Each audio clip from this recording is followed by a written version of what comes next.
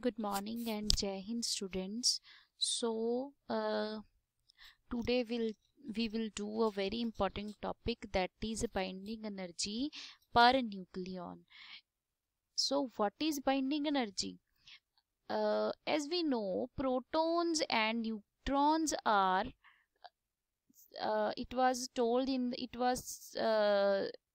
studied in the atomic models also, that atoms in an atom, protons and neutrons are concentrated in a very small portion at center, and that part is called nucleus.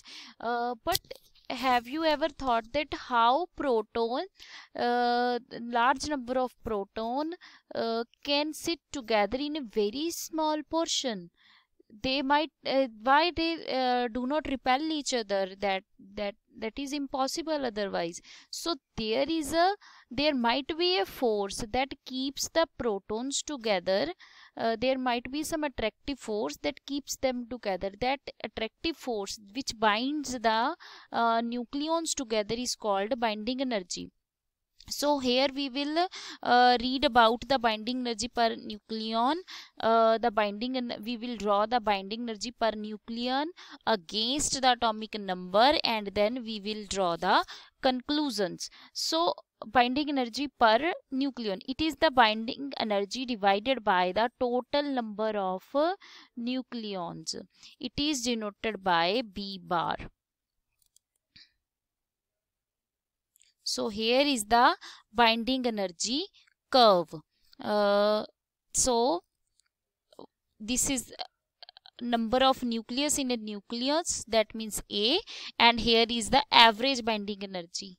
So the conclusion that we draw from this graph, we find that binding energy per nucleon of very light nuclides such as hydrogen is very small.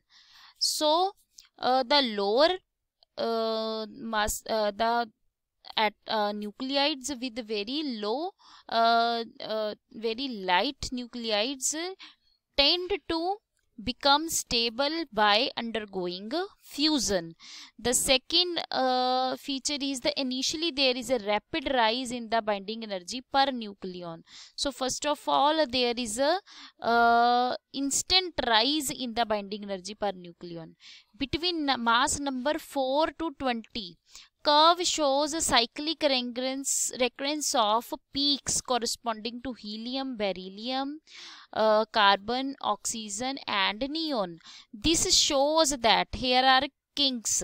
So these are the kings for helium, beryllium, oxygen, carbon. This shows that these nucleus are relatively very much stable in comparison with their neighbors. Each of these nuclei can be formed by adding an alpha particle to the preceding nucleus. For example, hydrogen being less stable changes to helium and emits a large amount of energy.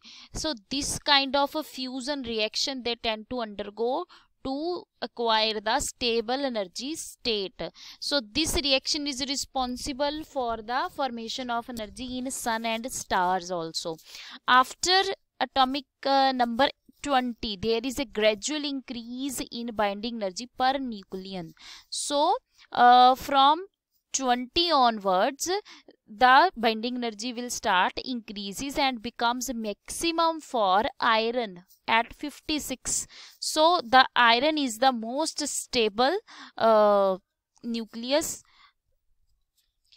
Binding energy per nucleon of nuclides having mass number ranging from 40 to 120 are close to the maximum value. So these elements are highly stable and non-radioactive. So from 40 to 120, the values do not differ much from the maximum value. So these nucleus are considered much stable than the others. So they are non-radioactive. they do not emit any kind of radiations. Beyond 120 the value decreases and fall to 7.6 mega electron volt for uranium. So beyond 120 it could be seen in the curve that beyond 120 the binding energy start decreasing and it reaches to 7.6 mega electron volt for uranium. So what does it shows?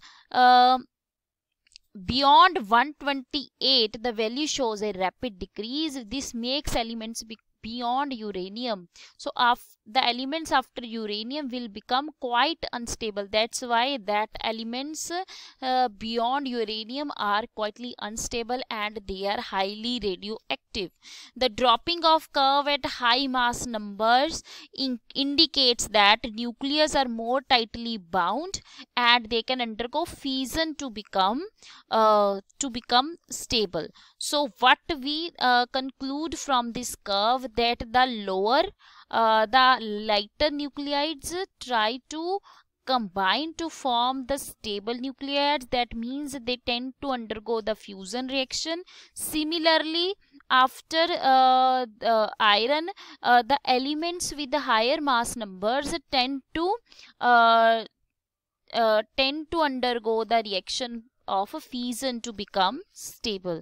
So these are the conclusion that we draw from the binding energy curve. So hopefully you have understood the concept, and if still you have any doubt you can ask me personally or you can comment in comment section also. Till then, stay home, stay safe. Thank you.